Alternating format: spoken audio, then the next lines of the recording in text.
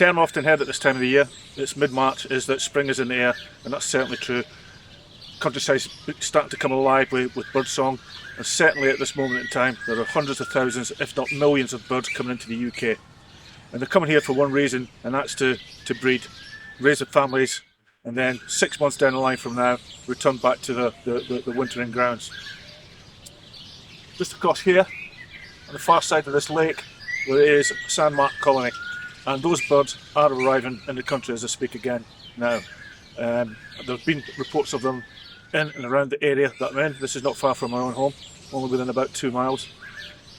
And the sandmartin is going to be one of the subjects of this video, which is all to do with spring and summer visitors to the UK. I did a previous video last winter on winter birds migrating into the UK, and I'll leave a link to that at the end of this video. In this video, what I want to do is look at 4 individual spring and summer migrant visitors to the UK. So we'll look at the osprey, the sandmartin, the whitethroat, and the yellow wagtail. And what we'll do is we'll look at how to identify them, where to find them, their habitat. We'll look at some of their lifestyle as well.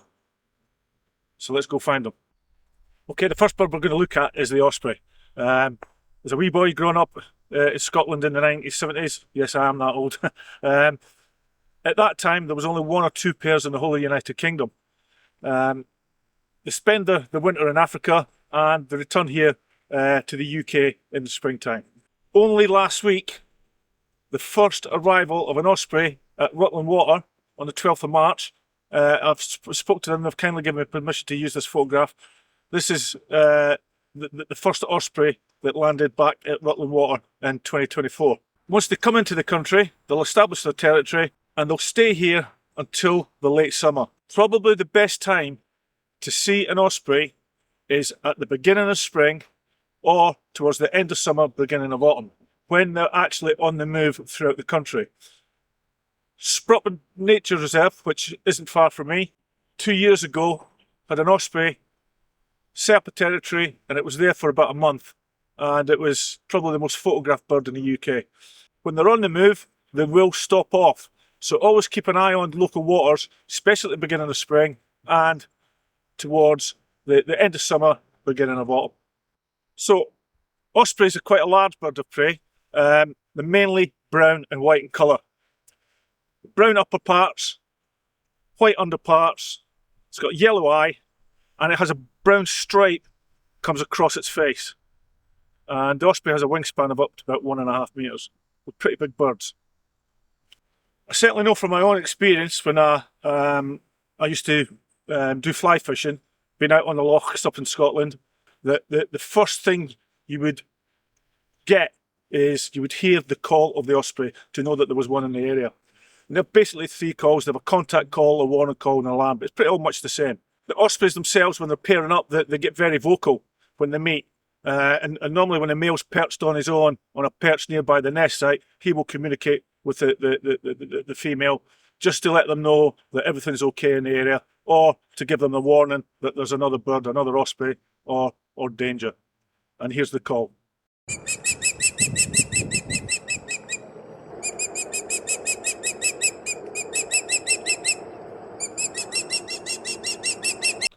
So where are we going to find the osprey? Well, ospreys mainly inhabit water features, things like rivers, lochs, lakes and estuaries.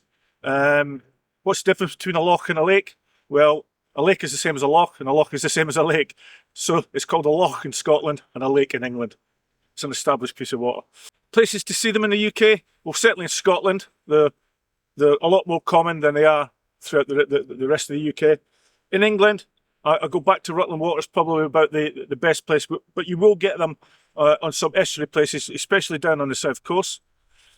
In Wales, Llanbreg is the place that's known for ospreys, and in County Fermanagh in Northern Ireland. Ospreys exclusively feed on a fish diet. So you've got to find a piece of water where there's ospreys established. There are 1 or 2 photography hides in the UK. Again, there's one down at Rutland Water. There's one up in the Trossachs in Scotland. You can pay for the day to go on a hide and watch the osprey fish, and it's absolutely spectacular watching these birds in action.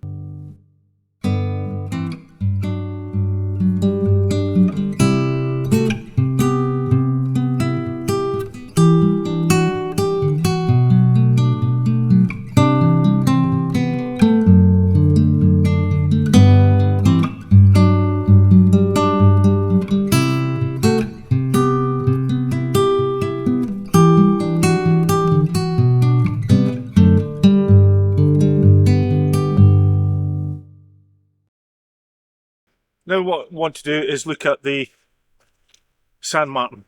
Sand martin is the smallest member of the swallow family that we get here in the UK, and they're normally the first members of the swallow family to arrive, and that's normally around about this time of the year in mid-March, mid to late March.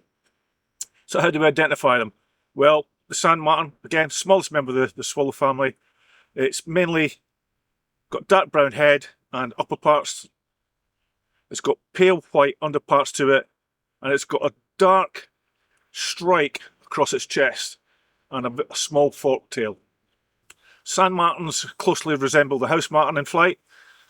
Difference being that the house martin is got black and a blue head. It's got a glossy blue back. It's got white rumped, and it's got a forked tail.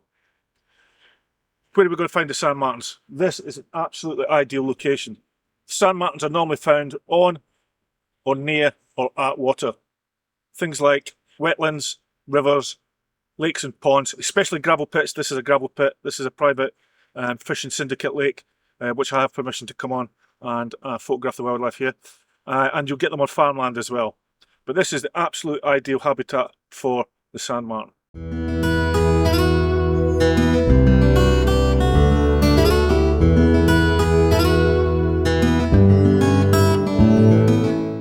Okay, once the sand martins actually arrive, they'll set the colony up, as I've said, on the far side of this gravel pit on a steep sandy bank. What they'll do is they'll dig out the burrows, which are normally about 1 metre long, and they're slightly angled upwards to aid drainage.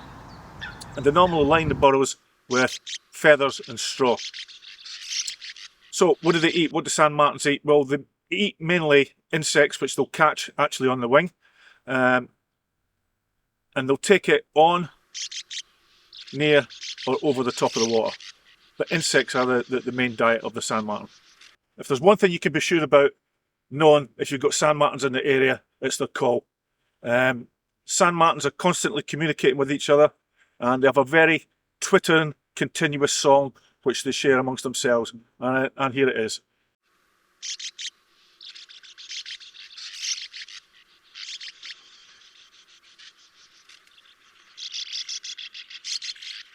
Okay, the next bird I want to talk about is the common whitethroat. Whitethroats are spring, summer migrants. They arrive here into the UK around about mid-April, late April. As the name suggests, the prominent feature on the whitethroat is the white throat. But other features that it has, it's mainly brown upper parts with buff coloured underparts. They have pale pink legs. They have a white eye ring, a long tail. And the difference between the male and the female common whitethroat is that the male has a grey head and the female has a brown head. Male, a grey head, female, a brown head.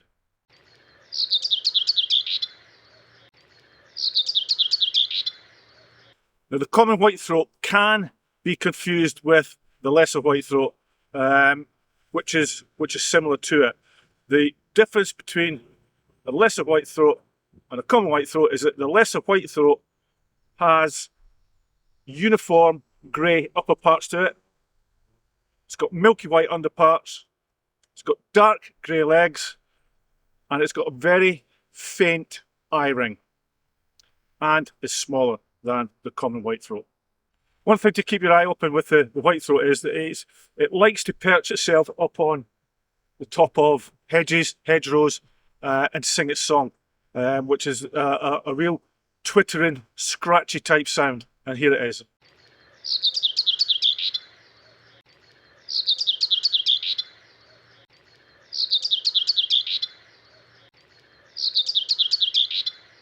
I don't know if you've been able to pick it up on this recording. I won't know until I get back to my computer, but I've just heard my first chiff chaff of the year behind me in the woods here.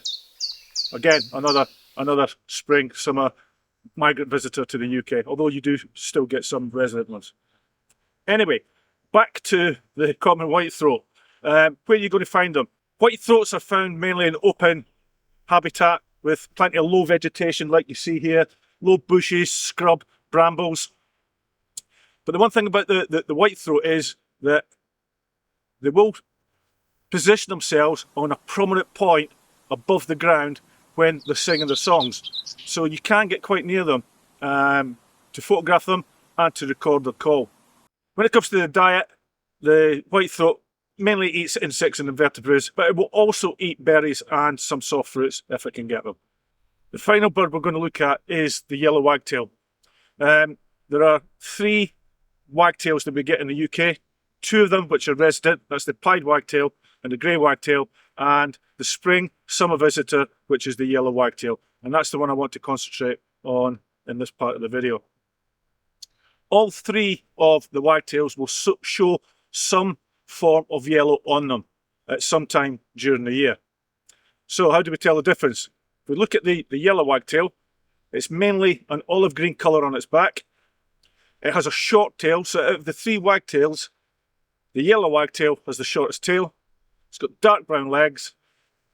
It's got bright yellow under parts to it, and it has a yellow throat.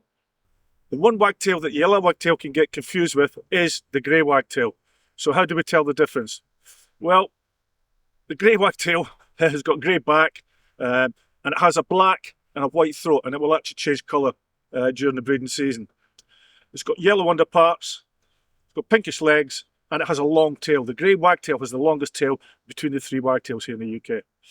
Where are we going to find yellow wagtails? Well, they're mainly found in open countryside and farmland, normally adjacent to things like wetlands, wet meadows, damp fields. That's the kind of environment they like to feed on. What do they feed on? Well, the diet consists mainly of things like insects, beetles and flies, the yellow wagtail.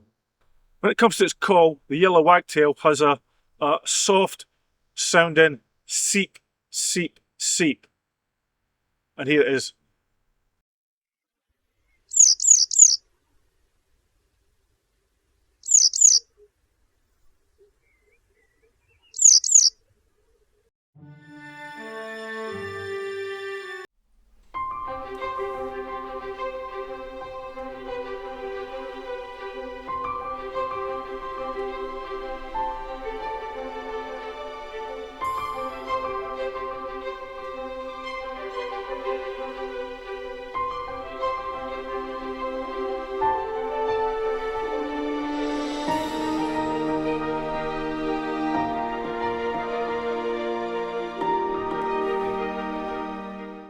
Okay, thanks for watching this edition of Kevin Hatley Photographer and Spring and Summer Visitors to the UK. I hope you've enjoyed it as much as I have actually filming it. It's a great time of the year. Always fascinating to see when these birds do come into the country. All I would ask is that if you've liked it, could you hit the like button? Could also ask you to subscribe to my channel, Kevin Hatley Photography. It's completely free, doesn't cost anything, and what it does is it helps me to grow the channel and share my experience and knowledge of wildlife here in the UK with others. So, until the next time, stay safe, take care, and I hope to see you soon. Bye for now.